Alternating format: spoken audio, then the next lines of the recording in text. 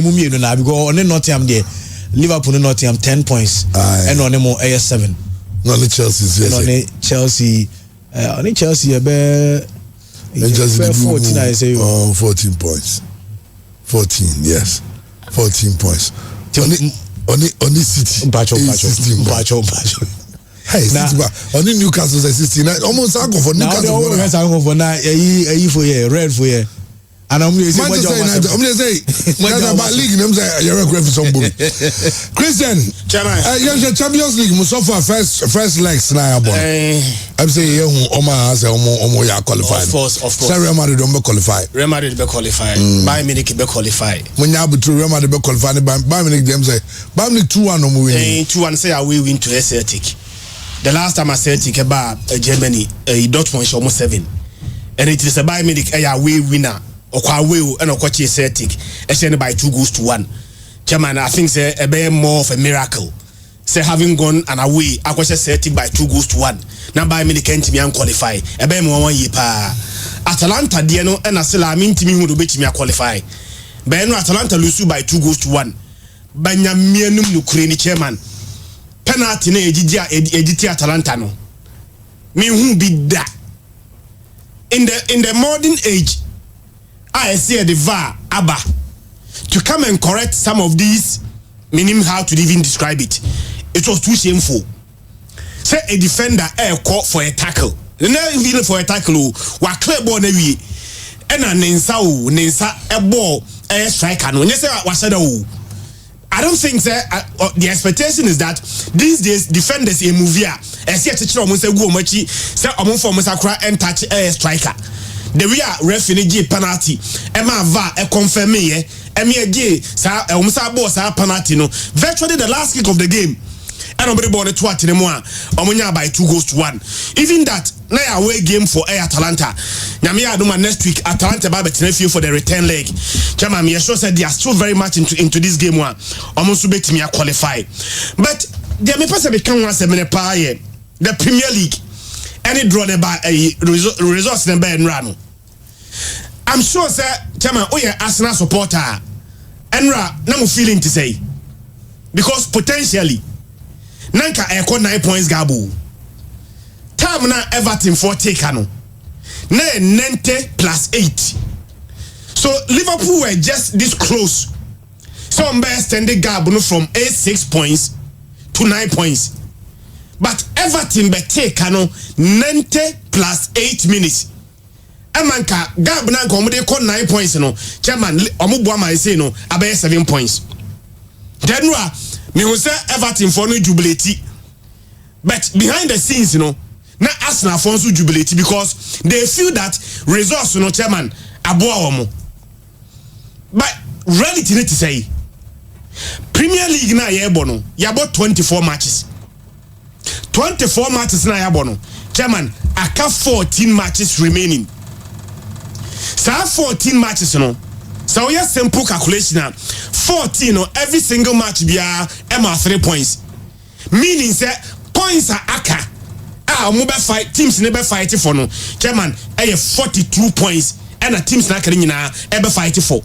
So if there is still 42 points to fight for, nothing be early the second team by 7 points Bianca Becca say league ubi anye. Chairman, but what I say? Okay. Because there are 14 matches remaining. 14 matches, 42 points available to fight for. And at this stage, and yeah, there will be a league, But chairman, precedence eka say chire. I am premium no pay. And I bought 24 matches. Team B a lead the table by 5 points. About 2 league one team yani. Chairman, the first time. 2003 na Man City and a LED table after 24 matches. But Timo no done it na Manchester United now only now really a City by 5 points.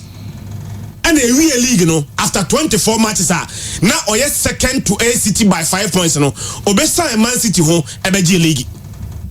Dia tosumi 6 years ago. 6 years ago and also na Man City and Liverpool City na the league no by about 24 matches we no na Liverpool lead Man City by 5 points by a league no na Man City at me over tennis 5 points deficit no abesan Liverpool at league no but since then chairman e bin see that see about week 24 nothing be lead by 7 points na chairman why league no after 24 points the only time one will be about to league with a higher points gap no chairman 5 I'm sure so more follow Premier League no ebetimi akosite example say ebere bi 24 matches na team be lead 9 points but me no mo ya adwene chairman 24 points na team be lead 9 points no esim Premier no 1996 you bought 24 matches na Newcastle lead Manchester United by 9 points but Manchester Ebeji League no again 1998 na Arsenal United rather lead Arsenal by 9 points but Arsenal Ebeji League no but the caveat in those two instances in all those two instances no na teams na omo second no na omo 2 outstanding air matches so be about 24 matches there chama obi anu a onya 5 or more points at the top one and now more than 5 points at the top one chama one team annual league no so Arsenal for the jubilate I think they are more happy say every game require draw there but precedence say level na ya ba be drew no say Liverpool annual league ni dia na almost at a very unprecedented they been see that say about 24 matches now over 7 or more points now to annual league no chama any precedent Enra unim say up to computer no after Enra game no I'm a Liverpool 88.3% chance of winning the league. How Liverpool say 88.3. Then maybe some of my with Arsenal there no Arsenal after Enra results now as Arsenal for near Johono Arsenal probability say Arsenal ebetimi agi league no chama 11.6%. In fact, other teams in India, Oceanra, any after simulations number by idea. I say only 2 teams per any betting league. Even the second team in the betting league. Look at the gap of percentage between the first and the second. Liverpool 88.3, 88.3. Arsenal 11.6. Nottingham Forest 10 points behind Liverpool. Nottingham Forest now are 10 points behind Liverpool. Chama only percentage on the moment 0.1. In fact, Chelsea the 4th. Man City, in fact, Chelsea, I think Chelsea are 14 points behind Liverpool. Man City 16 points behind Liverpool. Up to Amumunina 0% chance of winning the Premier League. Chairman, Sanka Beko 9 year. A course 7, you know, I'm asking for. But precedence just after 24 matches, Obian one or 7 points gabwa about 2 league no. Really Liverpool be so na zoma bottle ya. But time on bottle here no. Na after 24 matches no, na omu lead by 7 points. So that time so na omo ye yin na Obian one ya mo. You find excuses. Ya coach na assistant na record. You find excuses to make yourself happy as a league no. Oh, I mean I can't. Ya wa dey bia. Me ka chem say Liverpool so me sane Everton abobiem. Liverpool the next games no. Obo at home to Wolves. The coach man 2 games and another 1. 2 and 3. Yeah. And I'll say. The chances say. That's why your record. It's the end of the year. But Wolves are home. Yeah. On Sunday. Now on Wednesday, about Aston Villa at the Villa Park. We might end a match at Edding. No about Man City. Etihad. No about Newcastle at home. No about Southampton at home. No about Everton at home. If I remember 3 games at home, and I toss. But Liverpool fixtures no, akoye a bit hikaka. And then as I slow can once them. Liverpool Sunday, Wednesday. I know she. But Omba against Everton again. And right now, obvious I'm through and Gary, I say Santas Patasi. You cry, now 2 stadiums, no? Oh, there, focus on camera, Minchama for Goodison, no? I'm a Goodison number, Park Marco, anyway. I'm for new Goodison Park. And she 12 home. We're home with a medium Macamasum, but the point is, Urempa, and then we're in a year and they be a mouth crowd back on my not to grab about 15 minutes. But the point I'm making is a precedence in the chairman being seen that after 24 matches will be 7 points there. Being Obienwa or Wabatu League. But they have still have more hopes on my still hopes with me. But who didn't get Christian? Only master one winning on Bagasi and Gazi of the league. As a vote, no argument. Yeah, Gazi of the league. Sanya Sadia. Chamona League, Musa Liverpool, Liverpool. Now Liverpool is someone. But feed you Musa, no one born your man boy. Check it. You last year, only year, someone to Zion. Next city won't ever sign me now. But a few idiots who said last season they were suffering. Last season Liverpool and you. Yeah. Now this season, of course, they are the most informed team in Europe. Season Liverpool. The most informed team in Europe. Europe now. Okay, yeah. The most informed team in Europe. Musa Mukombaza is League. Because Arsenal coach, you know, and then more players, you know, maybe Omoyano. When him raise some League, clear. Serious as an American. I know, but when they don't win eventually, they are not down. So Barcelona and Champions League, yeah, the Barca fans will be disappointed. St0rm, why does we are not only last year and then last year high? What are you talking about? Oh, make my produce voice. I'm be sending Mrs. There be okay, sir. They are saying here. I say Real Madrid cry. I say 1 year. Your Real Madrid fans will not be down. You go, your mom better down and woman down. As for you say, the new Arsenal form say, Yampa Mateta go for a year, friend say, a Metasaka. And Henry, what did you buy Metasaka? There's all inside we share, and no, I've watched it. Tell them what say, there will be room. Nayana, Eddie Arsenal, New Kuyano. Last 2 years, minimum of every year, going to take it. Yago Arsenal, final game, they go to Nagamudajili. Eventually, now, see Jaco. You change the core. Any city, there's someone you know. Since the end of the call, this year the break. This year's now. Liverpool form. Liverpool form. But say no. Say so is your form. That is not form. Say your form. The last way 2025. Cup games yenya but cup games yes. Also nice time na Liverpool. About 2 league now a City second to Omono. They were City end this season. City make 14 matches, no winning. So the possibility said they may cast someone drop your points. They may drop points. But once they guarantee that Arsenal will not drop points again. That's the main. So they will drop points. They're also going to drop points again. I don't want they are legitimate. Yes. Because lastly, and the born individual honest is based on numbers.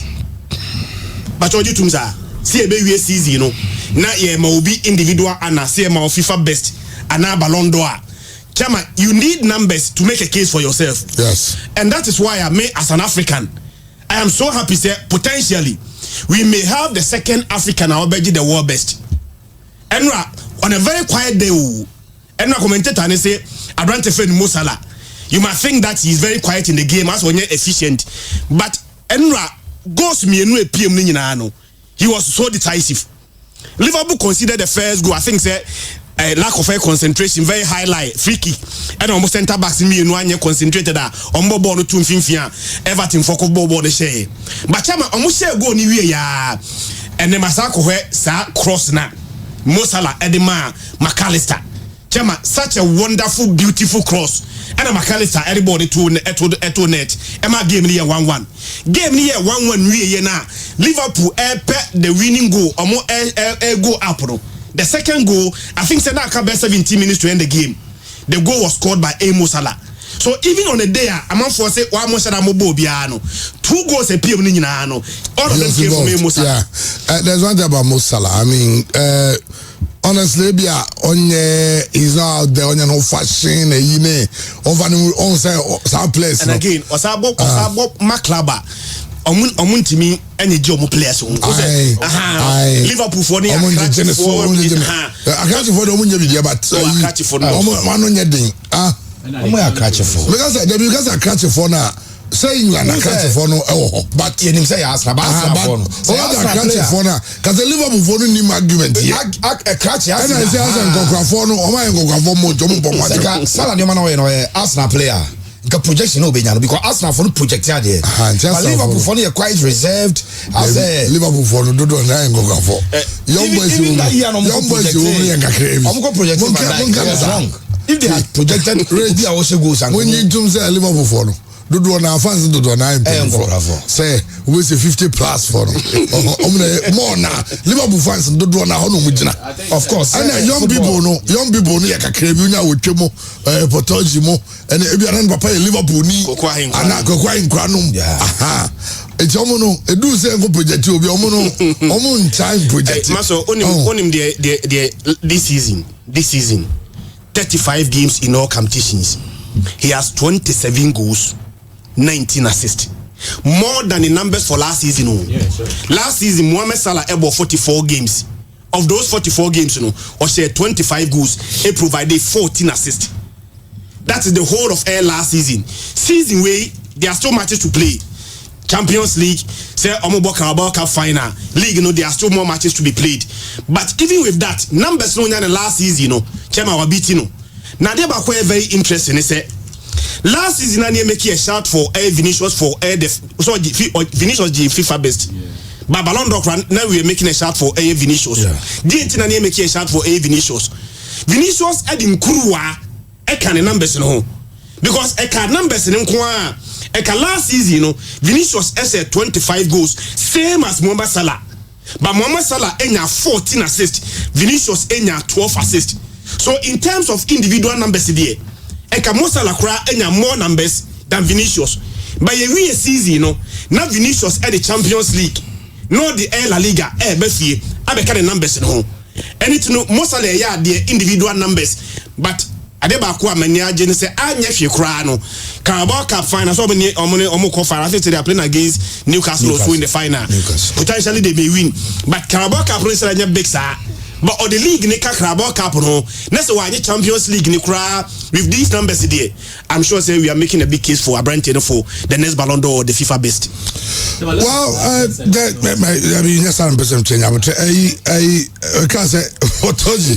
I can't say I in Gogafonia the because I catch for them so that the them can want to say. And I'm person which say and ya catch for us in book catch but catch ni on arguments. In Jamon sa omo catch ni Liverpool for no and Gogafono also. And no dia no Liverpool dia Gogafono and also because I mean, I'm more expensive the days when Liverpool and then they're the best. But as you say, Chama, good morning. Just look at the energy you have after we drop points. But when we win, local news, sharp. Quarter, end of this month, we would have won the league. The bet is still on. If Liverpool wins Ramad for 1 year, I understand with Jamal because they tell them in the bet or the match. But don't you mean the match bet a win for me. Say Liverpool, we need Arsenal winning league now. Obama $1,000. Say Liverpool, we need about 500. That's a we win. It's Ramat no 1 year of Ajatum. Say them 500 waiting at Ramat 1 year. They won't to Ramat 1 year. Or didn't they be another bay? Ramat, they be 1 year. They be 1 year 500. They be a Ramat. 1 week. $500. Bro. $500. I said $500. Reaching that could be 3 months. 3 months. But after 3 months, no. On one tier, Ramat ready again. Me from Mobianzo. Anyway, I know I say we was able to move share 2-1 no be possible. But second goal name was opposed to. Emra Everton for take Everton said this year. Oh my okay, Maxi. So man, me wo we a giant patch of a win to suma because he cast now seminal. Chairman, Papa B. Or Accra, your friend Mr. Dodo. Okay. That's the message there. Now, and Rana or frame ya ye din come. No, so what pay number pay crew now, no two quabro chain in our OT. So all kind of business or no noise or ask now fan I'm so cabano. Also the way or pay or show no or like on yadio to mess about no casting be anywhere to do. I know the kind or your new ship dealer how and all kind of crew. See my main and also a banner better ninka and so time crab or not Mr. Dodo or Accra the Dodo HL and also boys and so better ninka streaming as well. Also good morning my boss can come and my brothers Christian and Richard. Yeah, Accra for na ye nkokrafo a yati live to see right guys go great one of fashion we need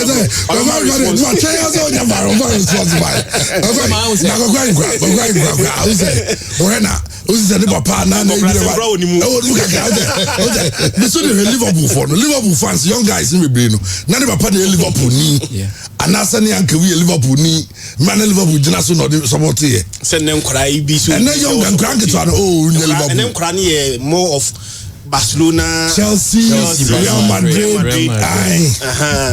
Even Bayern crab and Kokrafu. I buy and so I said 34 now. Germany, but McCarthy models almost yes. But Pepe, serious speaking, where is the issue be true? Arsenal for the clubs that we are seeing their back right is Mobiano. Because more minimum more personally, bear 99%. Even can any of any team of the elite of course and there what highly intelligent or more argue because they are highly intelligent every situation where they have a way to go by it's a one year be radical or more argue will lose argument but also beginning of the season no now we all thought say Arsenal City na ebe pre league no. Surprisingly, say as man feel City they are out of contention. Now Liverpool from nowhere abba, but of course Arsenal a more challenge. 6 points. Near so more outstanding. Chama also make me I as a team more outstanding na me me way I mean shut down fan because possibly so be winning and no winning no. Inside me who so okay a chance there but don't win the iron mental fan count. You see the highest number of points to win the Premier League 100 Man City. And the lowest is 75, Manchester United.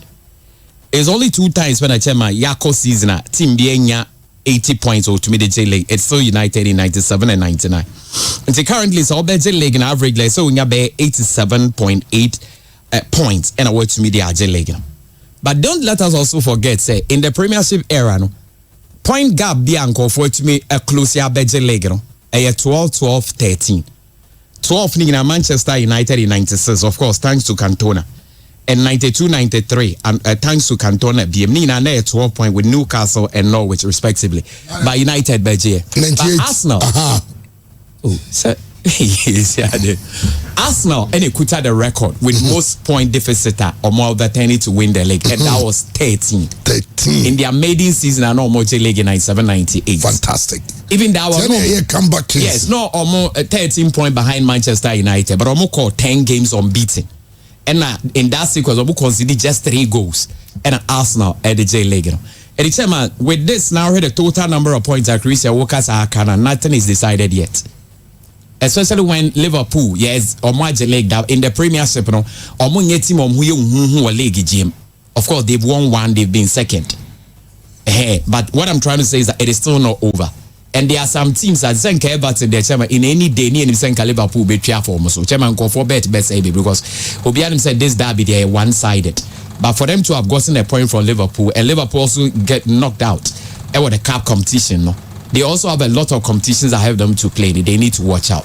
So for me, I think it's still not decided. But whether or not Arsenal, Ben Mountain, they need their challenger. Arsenal also going an unbeaten run in the Premier League, and that makes it more dangerous. The chairman, you title race, I think say more a best year, Papa. But of course, many just Liverpool are the favorites. Of course, yes.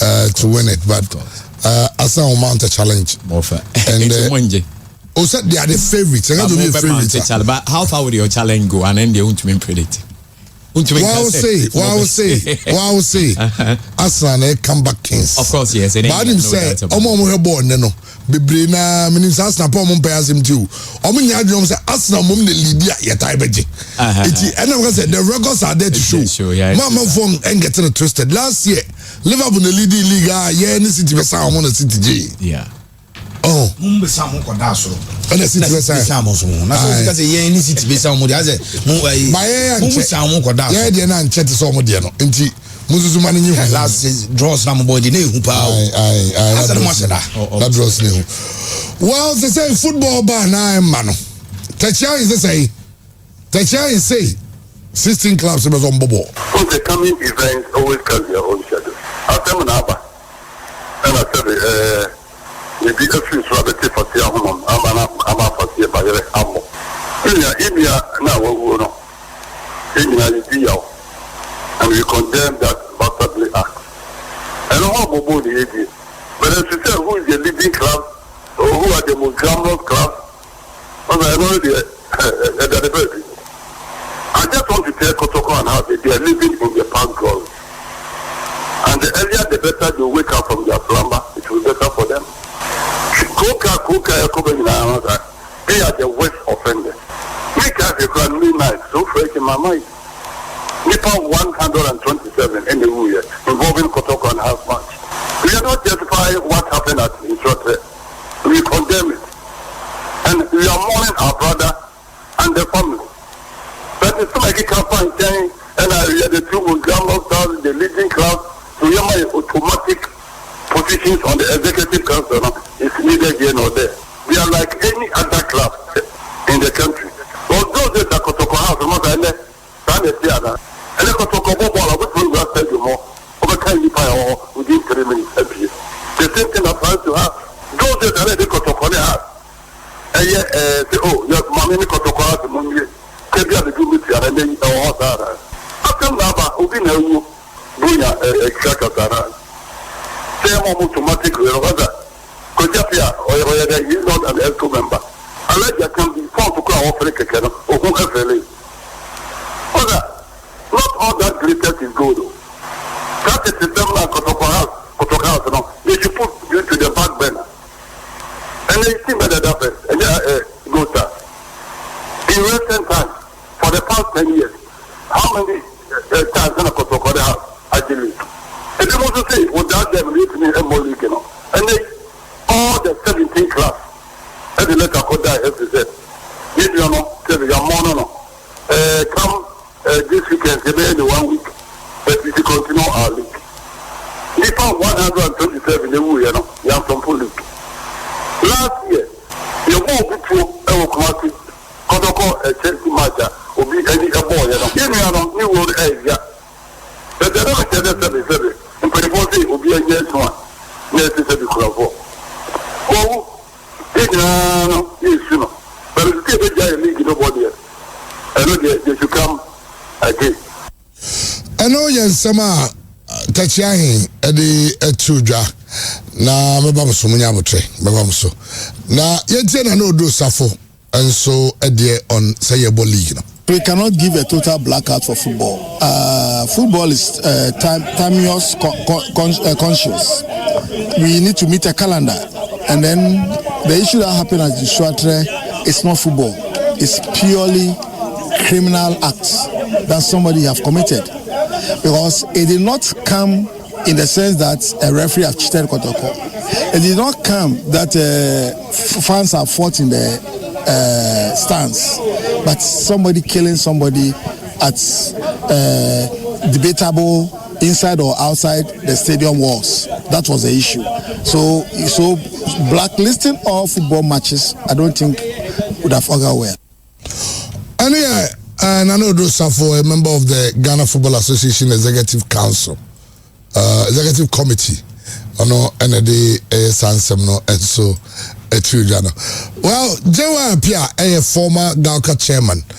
Na also on some Ediche Ghana Football Association. Self-centered, close second. Whatever they say, nobody can challenge it. See, I don't know. I have not been following because I'm not interested to follow. When you sit down and watch things going on, at times it becomes sad. Why do you go to Congress? You don't do this. You won't allow you to talk. You do this. You do this. Suppressing people. When you talk, they haul you to ethics committee. When you do this, when you do this, you need to protect. Then do what people won't talk about it. Look at officiating. Look at the way things are going on. Look at the performance of the Blasters. Look at the performance of national teams. Then you don't want people to talk. Do what is good. Now I understand you want to even go to the office. The process you go through.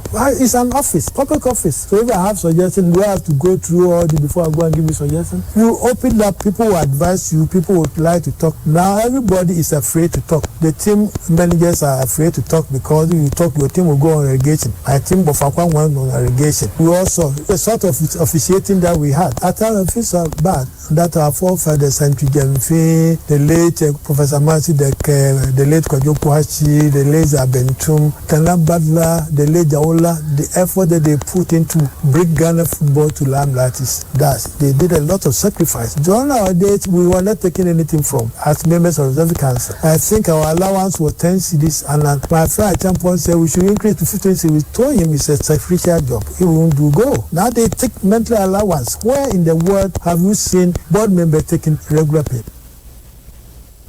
Okay, I know and Sama Jewa former Galka chairman, some of the Etuja. But you see, chiefs and so they see I can win in Army players of the Ghana Premier League. Players of the Ghana Premier League. EBJ as low as 400 Ghana cedi a month. 400. In fact, we've been fighting for a number of years now to try and get the CBA with the FA. So that we can negotiate on behalf of the players so far as their contract terms and conditions are concerned. We've been fighting all these years for a standard contract so that all the clubs will be using that contract to be downloaded from the FA. Because I'm the head of player relations and I deal with most of the dispute cases. And then you could see that most of the times the contract that the players have signed is quite different from what the clubs have or what they've presented at the FA.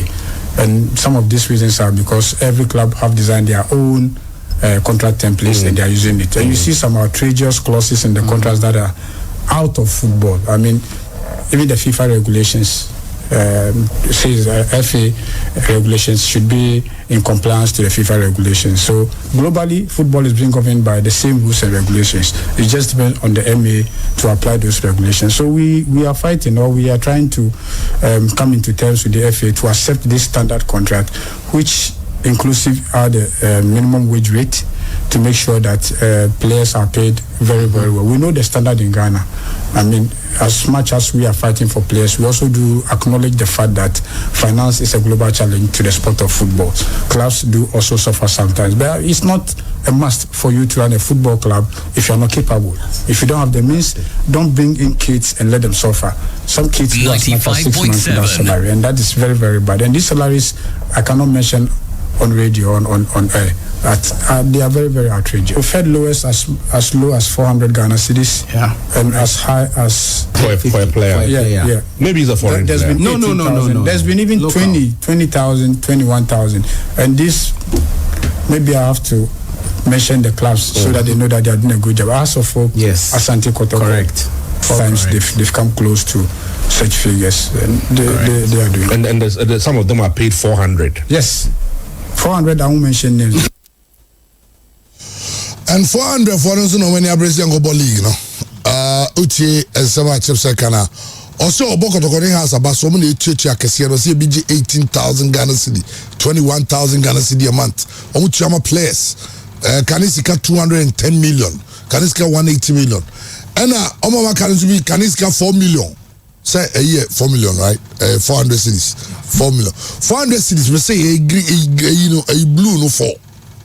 Ska blue no 1, 2, 3, 4. Say, na player na ko, and shatra ko ball, no ko doma ko ball, no ko baby any, no ko saman boy, no ko enyina say, no ko ha.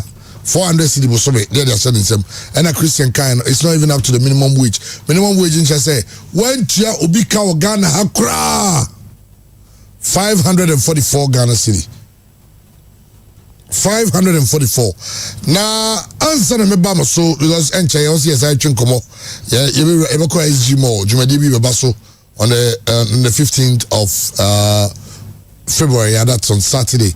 Into the one sababa the name answer no.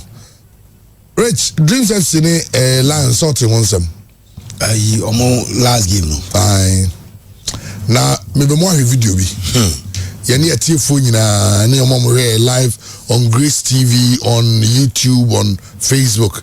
Yani na radio. Na ejai wadama fatu no obi ahwebi. Match we Dreams FC omo ene Accra Lions o guys Accra Lions guys born on bijabo yeah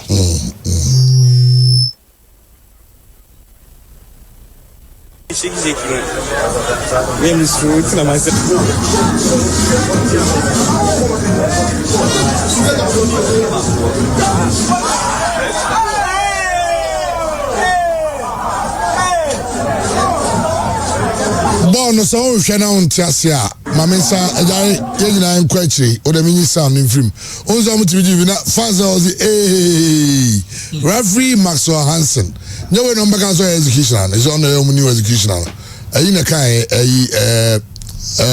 animado former school member now I play near the first offside referee and in the Dreams FC and a show normal you know yellowish green lemon na ball we na referee offside no ball in here enti edu o de cost man corner enu be omo draw line no omo draw line no say eni obi ahwe bi ete for just white no on the agency the pass ball na ball no efifio no nti ball no na just white and the referees no agent offside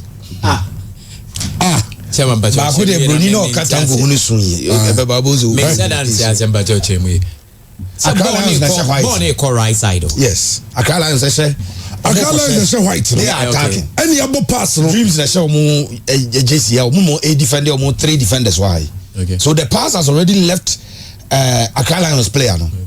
The ball is in motion. The ball is already white in motion. No. And this is the position of the boy. Orani ko J ball na referee offside. I play na he. To no J offside no. Yanko second one. Then the second one. Fourth referee na kasi peja pass na ngo. Fourth referee. Yes, o dem Ajay bread check a clearly. The fourth referee and the shout at this time pass na so how.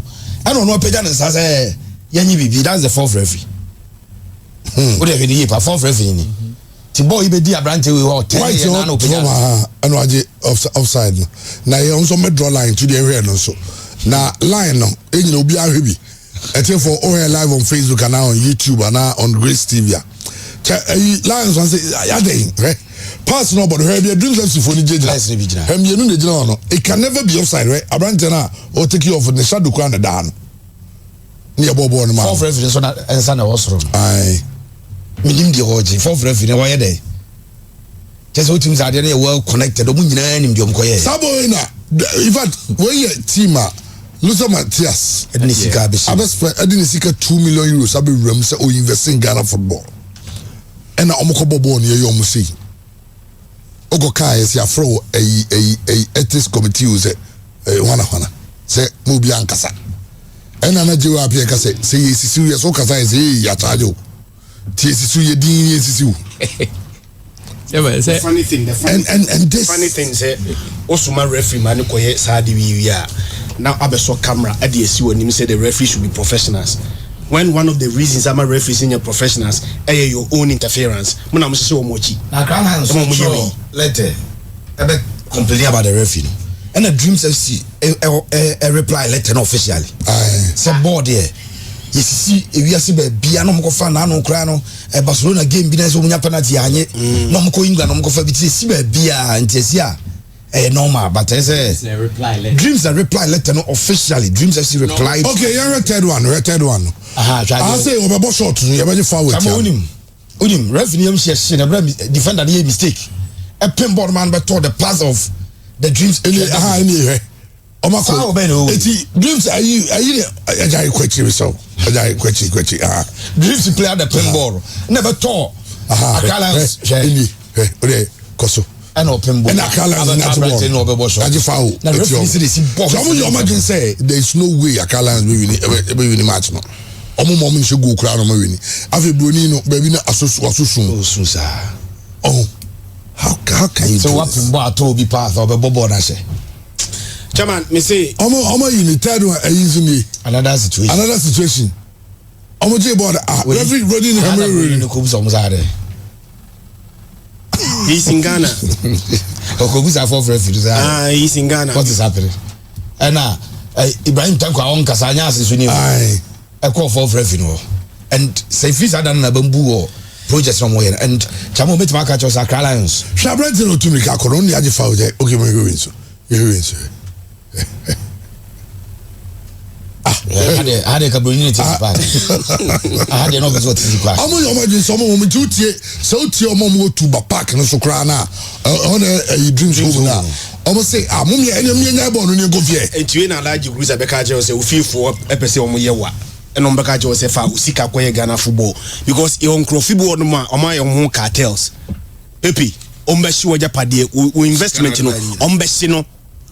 Once you don't fall within omo group no chairman investment so into obi go baby me the other year me yan say the signals and the message we are sending across we are sending outside to people are willing to invest in Ghana football chairman we so say obi go baby no what baby no usika baby invest here with these videos now go be some little matters okay say don't even try to invest his money in Ghana football in fact almost person can tender there so can relegation na tender there no person be say asem baku almost person relegation no ye academy enipa so mo person mo change the mentality no mo dey team o nyina na wadwen so otia na check fa konya makura o nyina na wadwen so otia na o dem I sorry say you are but do you have diminishing brain o nyina na wadwen no so diminishing na or a license irritant tender Sasa no be kind na o dey yakoba o say cause one has omo obi aye pe and so them say home teams be ombo game home games omo print receipt or say omo print ticket or say as one kind one tia or say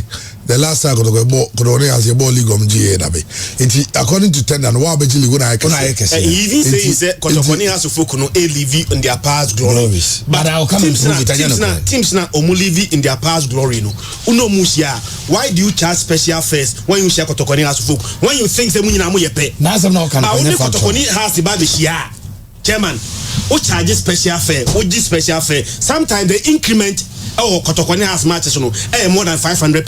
They say we say an analogy in the last 20 years Leicester City Agili Arsenal League the Leicester so chance na Leicester no paje onim yansa ba kokra nyabotre David Christian is being charitable it is the gospel Christian is being charitable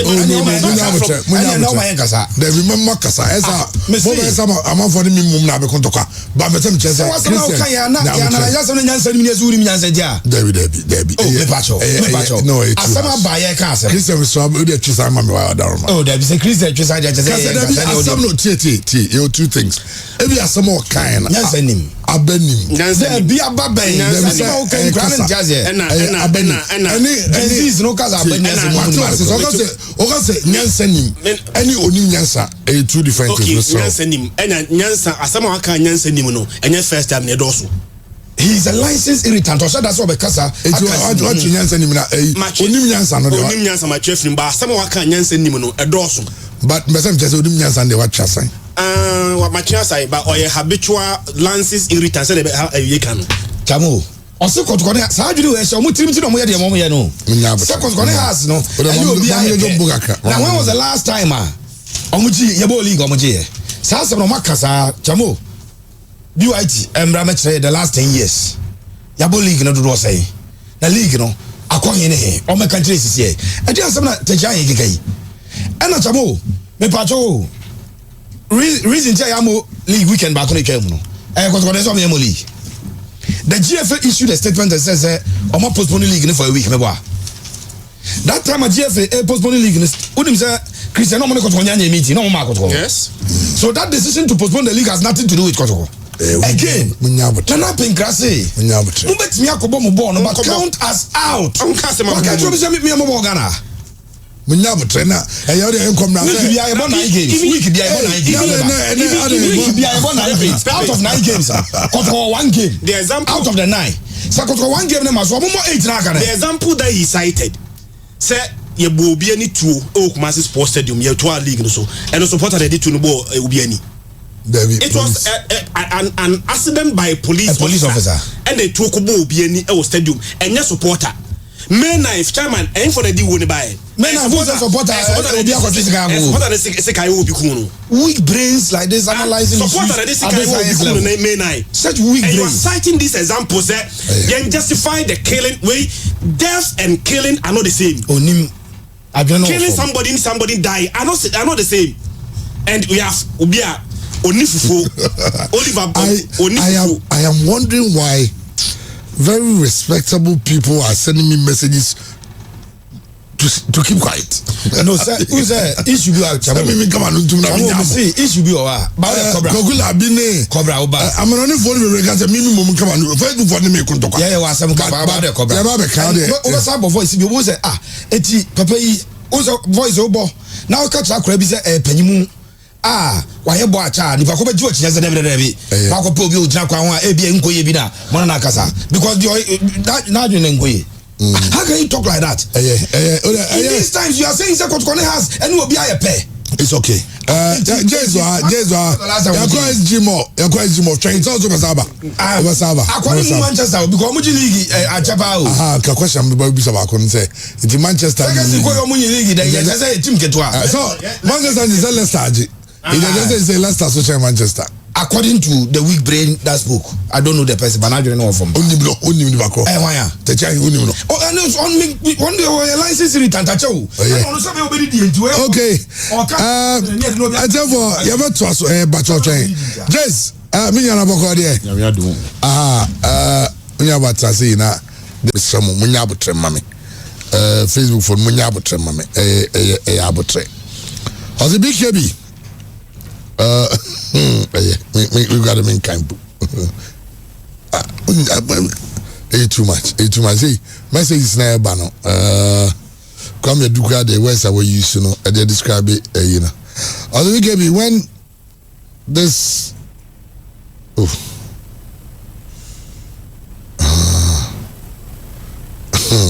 Also, you see F word and S word.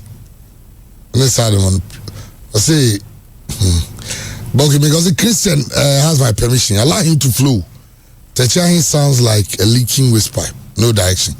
But okay, Techahin somehow what can I say? A man can be able and just so. In fact, do na a bofuno. Because the coming events always carry their own shadow. I tell you now, and I said, maybe a few rabbits for the home. I'm a for the by Amo. India now, India, and we condemn that bastardly act. I don't know about the idea, but as you say, who is the leading class or who are the most glamorous class?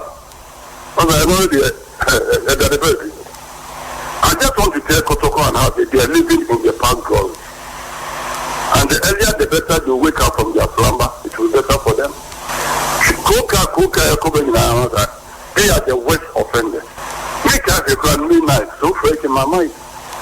Nippon 127 in the year involving Kotoko and half match. We are not justifying what happened at Introte. We condemn it. And we are mourning our brother and the family. But it's like a campaign saying, and I hear the two Muslims, the leading class, to hear my automatic positions on the executive council is neither here nor there. We are like any other club in the country. Although there's a Kotoko house, and the Kotoko ball, which will not tell you more, over kindly fire within 3 minutes. The same thing applies to her. Those that are the Kotoko house. And yet, say, oh, yes, Mammy Kotoko house, Kebia the Gumiti, and then after Nava, who didn't know, Buya, Kakatara. Say, I'm automatic, Kojapia, or he's not an ESCO member. Unless you can be found to call off like a kennel or whoever. Not all that glitters is good. That is the system like Kotoka, no. They should put you to the back burner. And they see whether that happens. And go sir. In recent times, for the past 10 years, how many times in a Kotoka have actually? And they want to say, without them, we need a more league, you know. And they, all the 17 class, and they let a Koda FZ. If you know, tell me, no. Come this weekend, maybe 1 week, but we continue our league. We found 127 you know, young from full league. Last year, you go before Ewokumasi, Kotoko, a Chelsea match, or be any boy, you know. Give me a new world area. But the other said that and for the 40 will be a yes one. Yes, it's a big crowd. Oh, yes, you know. But it's still a giant league, nobody else. I know they should come again. Okay, it's a Tachani and Samano.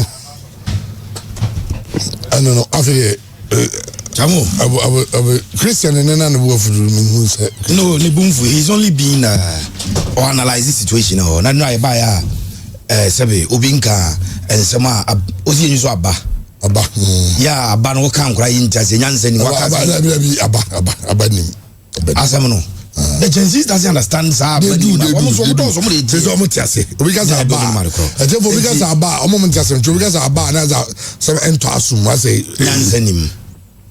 Anyasa. Eti Chamo, Nelson Nasansu factually inaccurate. Or see in the last 10 years Yabo League. Or what you say? In the last 10 years Yabo League, no Kotwaje 4. Do you me boy? Yeah, no club na asan Kotokone aso. 7 teams na the last 10 years they are best never. The last 10 seasons was the COVID and then the last 10 seasons no. Kotokwaje 4. Kotokwaje 2 aso miensa from 2011 KK support time to 2013 Upukunti buy. And na a year Adriana Stars aje 1. Wow Stars now Legon City aje 1. As go in 2015. And na a year Mediama aje. Has aje. And a year Samates. So 7 teams, 7 different teams. Now the last 10 seasons or Magic Kotoko will move 4. Or 6 other teams in our 1. Adriana, Mediama, Samates. It is just in the last 10 years. Our side, both Kotokone has 5. Yes. And Chamo Unim. Oh dear, said BIT there by last 10 seasons. Who's Adriana by Obeji League? Who didn't almost have time Obeji League in so can was still. Obiano 2 teams. It's not some kind number 1 factually inaccurate. Not ye. Or see, send a control everyone has but one who could not say you with my kind pair. It's a just only team Ketwa. What do you say to my kind part of it tested you more born? This is as someone who's me and Casinians and Bataban anymore. And the owner was me and Casabat. Penny was sending a message or say, Pepe, just add Sebe and say everything you want to say. Penny pass a much or say just ask Sebe and say what you want to say. Man, Casamo. And factually it is an inaccurate. Again, in on the 9th of May 2001, May 9th disaster. Now and you will be and so you will be nyadwin to be a father there will be now a positive size a lot of restraints and caution. And on two tear gas. And I'm going for stampede. Did be as men I was yes, a stampede. As some see and yen and a bit more danger be much any pabiso and tokwa ends you. The other day I was very happy. Says you buy okay, James Mashabele commissioner. People lost their lives that day. 3 people. Obi suffocation. Suffocation. Ni para dosun abroso. Then we are not about that day. No, I was there. You say and you're conducive for even football. And she said this year. Chamo, me pacho. Say Obi after nkwa. Na GFA ejina so almost suspend the league. Me say Obi anko GFA for social media handles and on website. It is the GFA letter no mo try be announce say omo bane Nana Kromansa Park no. And on the start was 81 week on postpone league. The GFA called a meeting with club CEOs, called a meeting with supporters leadership. Yeah, you know, after club CEOs, Mr. Frederick Champo here ESCO member address the press omoshia CEOs na wi omukoshia the supporters group omu match commissioners so omu wie na bibia nsia then they will play football. It's officially Yankama Etie Frontier say Kotoko Enstopu League. Now Kotoko they don't have the power to postpone league matches. Asante Kotoko they don't have the power. Say Kotoko say you postpone league. Tejai, what was he addressing? Okay, me name some friend and you so there. I don't do the time when Paco friend or recorders had you at the Ifrino. It's first of all, Asante Kotoko and postpone league because they don't have the power. Chamo, Asante Kotoko, as someone an up in Krewa, I could say Wakaya Yenina TB, it was open to the public. Or say, Yankasia Mamu Bono, Mubet Yakobo, but count us out. Now, and your money I catch up someone, and someone in the Yanamo City and Kobo Boy Beko, and yes, Anna Papanakai. Ketchaya Muya Nipabia. First of all, they want to be heard. They want people to feel that they are working. We Benjamin Mumu, I don't understand the Mumu Kaka because what almost man chairman and Penifona Omoyabo Mubian will be such loose statement. I want to remember one phrase Biana or use was say Mav Daria. Obia Mav Daria. Constipation of common sense. No, free and diarrhea of nonsense.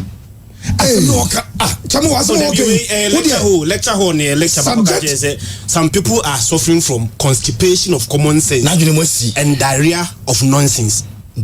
No answer diarrhea neighbor. Chamo, a small kind of sub, but you for him. Yan sakiti bagusi, ebi enim. Now you're penny not attackers when Yansanima and Grandpa Concusani penny on him answer.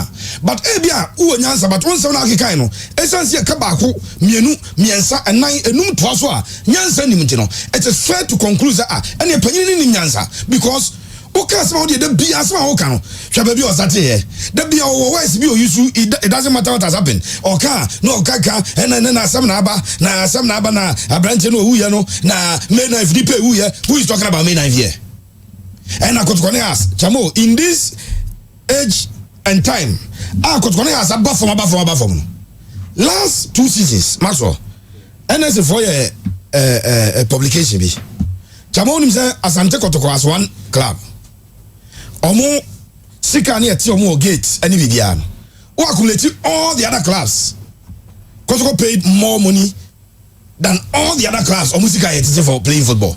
Even at this time, Kotoko no any numbers open. Now, the Giants is all here, Mama Diana Stars. The amount they charge when Kotoko and Hearts are visiting Doma, they will not charge it on any other occasion. If Kotoko say Mediama, Kotoko say Dreams, I don't know Dreams I bawa, how much 10 cities Kotoko has a bawa, how much because 50-100. Chamo Achepa 11:30 12 almost 50 tickets nasa. But 200 now just also could never be 54. This is what they do. Also 50 cities and 100 cities entry. Baba do get almost 50 cities tickets nasa. 200 now you are expected to go to the VIP. I got to say why am I? It is a 50 cities I got run. Sani Pakona say Kotokone has no money will be a pay. Now if you have this thinking, Chama unko soda. So why do you need a bond? Yensia any Sadio no Mudibu Romaji say and Dano Asama Maxwell Max on say supporters last seven a branch report here. Nango for say be a crate. I'll catch us some now no cocaine. Na the home mutim. On say where there Obi on one supporter penny be about because supporters no can say Kotokona and also. It's all about no person yes or muso. Ebina Tajania Kaze Kotokone has I almost muso. But in reality, on a dream, no monso. Tajai that Kotokone has Ebeko Division 1. Obi Upper Brokers right Bia Organa Abaka sponsor Division 1. Obi Upper title sponsorship Bia Abaka sponsor Division 1. Baby Kotokone has Ebono. I want to Mukako sponsor. Now Tajai when you serious Chamo. Unim say Fancy next week, I'm going to bully now. Kotokone has got some fairly matcha. All media houses attention. Kotokone no news yes, and the interest of the people now. Oh yeah, radio station, we are business. You are after. If Kotokone has are playing a friendly game, now you bought the decider of the Ghana Premier League. Be a fancy between Gold Stars. This year, one question I had was Ruby. We Gold Stars. any nations. And Pando out of Lions. Fan said there's a game. So 3 teams you move me but because what I say about friendly game. And you think we will go and run that game no? Why? Pure FM as a station now, person di petit no. Okwa edi nkofo ni nyo. Na mo radio ndi na mo pe. Me sure mo thinking when you go to elsewhere obi a projecting uko Spain mo projecting Barcelona, Real Madrid because these are the big boys and no never what is almost kobo games for US, La Liga games for US. What's almost the Celta Vigo and Deportivo Alaves bako US. I'm going to go there. So be on the sporting here on Liga ni. Almost Barcelona matches never me and Sabeco US. Now Real Madrid because it is Real Madrid involved. Ni eshasa classic no crowd here. Omoko bo the biggest stadium US. The reason is that all the side game no crowd ni Pepe actually. But Ghana had a shot at any opportunity. Near Yankobo game be about Fanko sell Ghana Premier League now. Oma Tajai Pepa. Oba be a Diana any dreams. Because Ubi a pet. Yana a pet. Obi switch Ubi. Let me state it again, sir. Asante Kotoko need the power to postpone league games. And GF the postpone games. Omo postpone you and GF and Kasi Yankobo. Ana Kosomo. But Kotoko position here clear, sir. Nana Ben Krase. Yeah, the new Mabiamamu. Shall I say? Na Kotoko Fosi, ESCO member, ESCO member, will be a pet. Makasa Kotoko has Christian. They should begin to even take themselves out of those things. No one can talk about you meeting. I'm a faponu yam family. Now, Messi clear approval. Ntimori amungo meeting. Muya because Messi chamo asemi ya wakai. Enti na mse so amungo meeting bia. Christian oni ndio moye. Ya bono na kotoka kabisa hasa kebe mse ne yento aba. Ni ato aba no mo 16 2. Dabi asa no mo yomo. Basa aba to no Florentino Perez will not stay in there. On kwa ma on to aba no. Or the proposal and about no people.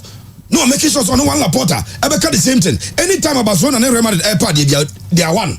They push the same thing. Jose Maria Del Nido, Miriam Vidida, no Sevilla president. Also on play and I did broadcast right. And at that time, 45% of the money not Madrid Barcelona 45%. Not teams now carrying 55. Also on play and Madrid first go and negotiate yours. Let us go and negotiate ours.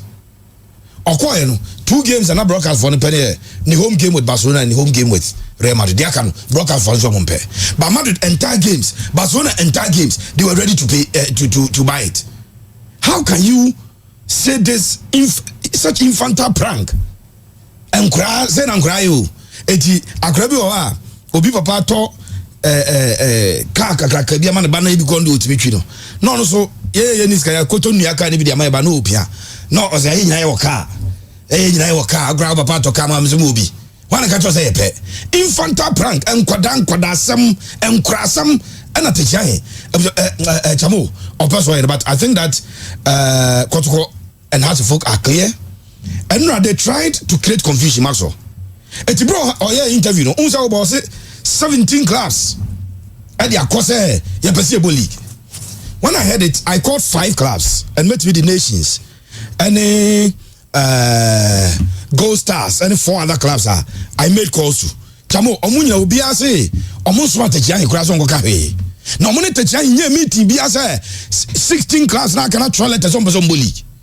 In any case, finally, every week, match week, you have 9 games. Kotoko is involved in only 1. If Kotoko are not interested to play, let the other 8 games and Koso. The rules of the FA are clear that if you don't attend a match, 3 points and 3 goals will be awarded to the other team.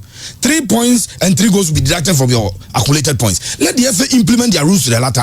Relegate Kotoko. No money on my no. Kotoko catches Obisa Monfa ball and Koto Park pass. What is this? Techiae. It's an apology of Peniniza will be a Penini way or an apology of Inipa me and Sambia Okasa radio so na Sebi one can say ya omutufo.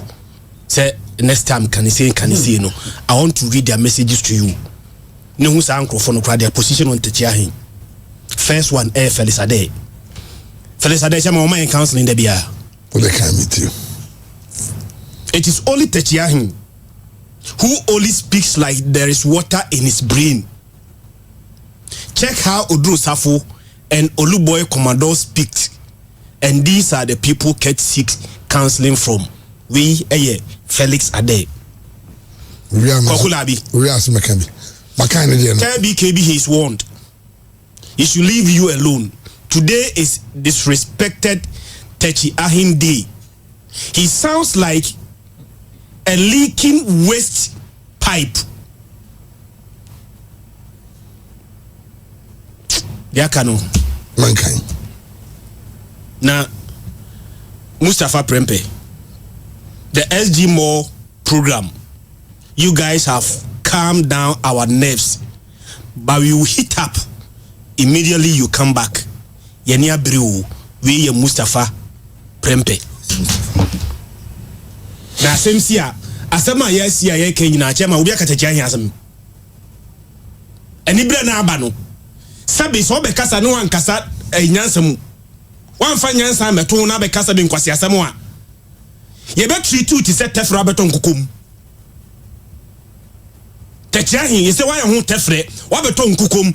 Say the tefre ko ton kukum anko ye no. That's how we are going to deal with you. Oka wa no tumu a obi anka techiahin asem.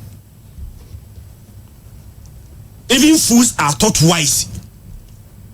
Kebanya one of your favorite verses in the Bible. Even fools are taught wise if they keep silent, and discerning if they hold their tongue. Or this so Jimmy Fokana no tumwa yebuni nyansani. Eti techiahi umekebia obian kan wasem obia meka wasem. But asem na pure no aba no miehu adwen wo tirim. When in a discussion table, if you are ignorant about the topic you're discussing, you just keep quiet. But uko can be pe na se uko tia obi aba wo se da bi atabi akoya atamo kan na dwen wo fom ombiti the standard. And in the discussion of situation na e kano the change should one person chairman ni kwaso ko beka bi. Now ade ya na ya me ya ne se people are not ready to accept responsibility. Spectator na aba fom no kotoko fota. But enya kotoko any heart to fokwa they find themselves in a very bad system and affect spectating kotoko any heart to supporters no is your muni supporters fota. So sometimes some makacho say every no say obi a omoye so much concern about low attendance now, but this time committee people into making research.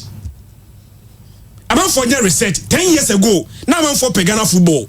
I'm for Ghana Premier League. No, 10 years later, I'm for DNT and I'm for seek for the factors. Now when your factors new year, then you based on that factors, then you address it. But in the mind of Techiahin, there is nothing wrong with Ghana football. Asante kotoko any house of folk and omubra bon enye and affect omo supporters at Omuma Stadium. By any name, they find themselves in a very wrong system, no, and affected the attendance. Not only Kotoko, in fact, even Blasters a ball game of Chromasia, chairman, 10 years ago, need to Blaster ticket. To even get a Blaster ticket, Angel FM. Angel FM, Mukoji take it some more tongue. Mama could take it a month for Eba Beto. Ghana, Zambia.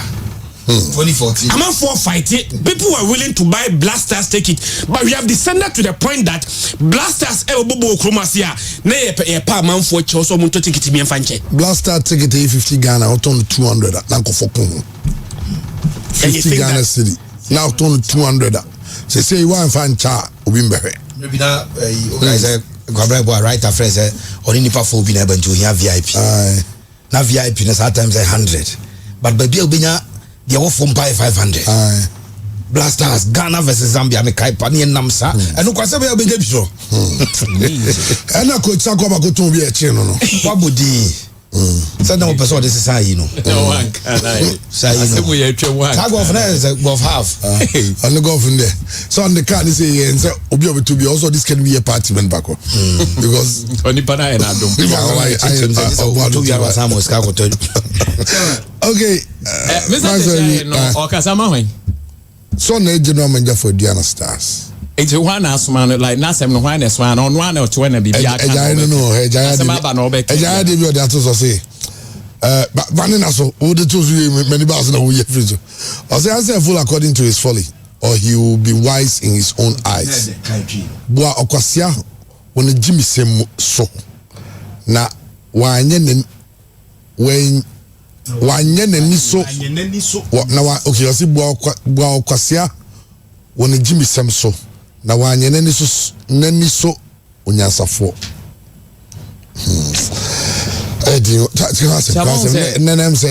Problem ba ko pa ni say wiase aya de bia enye. Oh say in this world you reward knowledge, we don't reward wisdom. But what I say? Okay. What could do is also educate you saying na chema we experience you saying here deco. But we don't reward wisdom. There are so many people who think they are knowledgeable. I do almost see other play but they are not wise. And that is one big problem. Two ne say oba Ghana. Sa problem ni say sebe mpanimfo ni nim nyansa no chema. Eno say one big problem. Nti asem say mpanimfo nko na kasa. But chema Bible be bia ni meche say pani na nim nyansa. Nti nobody should be surprised with the comment that came out. Any Bible be bia that say pani na nim nyansa. But pani na elbi especially be hu nyansa because you have lived life, you have experienced life, and maturity. Yes, maturity is the answer to youthful exuberance. Yeah, to some extent, you know, but the truth is also that maturity is how old you are. Experiencing how old you've been at a job, but what you got. For example, seeing in a sport. It's when we talk of experience and the more experience. But be so to say once no why maybe more than years no. But on course our area and say about only experience. The whole thing is this. Say assemble the be American same way. We need people who are wise, intelligent, and experienced to talk. Enti say ebia nipa ne nye that wise and onye intelligent and yes all kasakura. Because chema the enti say na sem no kan kra be to me in a way ne ewom but send your back and obey we no say bibia. Now what are the issues in here? Asemi ya papa e kan ya de da oye nyina chema nka or can say chema mpatie the wisdom kakra kan nka wa kan differently mpacho munti chema onim say ball na ye ball at least nipa 810 there they are directly involved in football. Me her clubs no 20 players by 18 chema it will give you 540 officials 18 or 10 180 venue officers 20 and me fan say referees there say 50 chema that will give you 810 people omoye associated directly with game near your livelihood. Chairman, until say be ye 10 year more baller, all these people will be hurt. Two ne say Koto Kone Hearts and Kasaso I'm making a lot of the most investment in the league. Chairman, you're spending close to Pepe how much a month on Kotoko? The last figure is 700,000. 700,000. Would you ever close to $1 billion? In the same time, say 7 billion. Okay. Very close to $1 billion a month. 700,000. That's about 7 billion. Or approximately 7 billion a month. In the same time, say ABA 1 year near more boy. 7. Close to 70 billion. 10 months. 10 months. 70 billion. 70 billion. Bro. 10 months is 70 billion. 10 months, 70 billion. 10 months. Recurrent expenditure. But here we start league, you know, more 44 billion for recruitment. Chairman, it is our kind of so better. The same to also apply to hearts of folk. And a chairman, car for crown. A bedroom maybe on Beji Ghana rapper or Beko Africa. But what I say, it might be Hearts or Kotoko who win the league and represent us. And finally, so who kwa yenkurasi ya yetne kurasi yenyini no chairman. A Debbie say Hearts ne Kotoko but a special deal. A day chance I done say a brunya. Because that day need more the peg girls. That day need more the peg boy. Because business sad day no more village crown no nyina be fa bus saba obi e be hwe ne house ne Kotoko so economic activity so ekosoro. Enti na board de e den aye bebo. Nemum. Dia Kotoko ne house woni bisa no. Tema me Maxwell de e be a person, e be a CCIS ye. E be so might take time. E be need security issues. Tema yanka se nka efe na meeting no mo ye na esen come raise security issue. Na Kotoko say yemfa cameras kwambo venues all what they are saying that yem be security me boa. Enti wona intelligently, wisely, respectfully, and with experience. Only on Musia Chazebia Gotokoya Timo Nemo. When you wait the bit me in Sisia. When you wait saying to me about miracle near bay, when you wait so you bit me in say into miracle. For example, Chama, the issue of tax I enter so. Say or say could drew penny for him. No more deliberate you how much percentage I'm bet send a bear and have mine na and yes a club need but send a bear and have mine it might take a bit time. Chairman Pacho say. Yadini in our tone chair. Say chairman, o kasa sadie we nyina wie na o kan sa. Na kasa de abane yanti e beto twasre kotokone has. Chairman, asasem na mo kasa ye nyina ye pen ho na de asasem ne ba e mi hu because one sika kura na nyame na de man one mani pa nyina pe. Nyansa wa ma ye pe, talent wa ma ye pe, wisdom wa ma ye pe. Cheme edin kura nipa so mo agidin wa ma ye pe. Position wa ma ne pe. Na se wo na wo kasa de bia wadwe ye o sa no tie me ha. Se when your problem be pa na utwa wani wati na ma na se pani bi ye call. Ni ye UPA. Me bompa se wo be kasa bia nya problem. Na pani pa bi nya call chema just a call na chema bia chema be pie ho. Na ye UPA wia. Chema ono ana drebe so obi antu ne fo. Se nyina epe. Oni wa na epe. Nyina di ntimi nya. Mo ye epe wen. Enya peda. Mo nya pe even prophets no kra bi osro sin bi. No be a president of the state. Chema obi a king. Chema what I say. No obi su ye bia ye minister. Omo ye pe. Enya pe.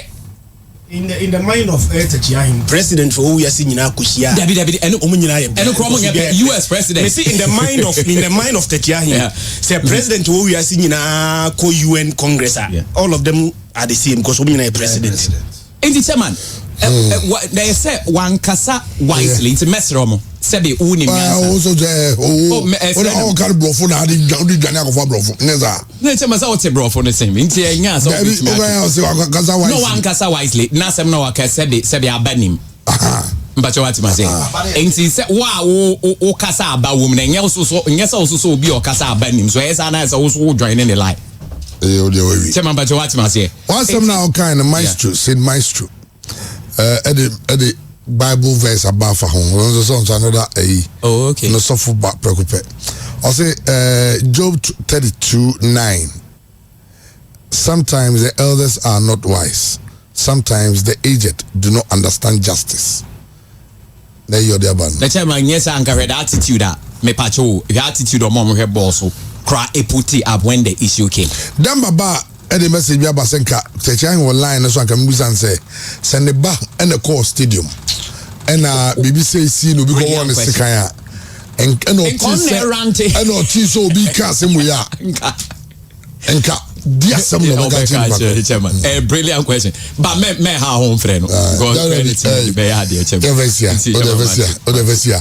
okay and that's it and there you'll be ejari fa ya to so na and ya na me be just do so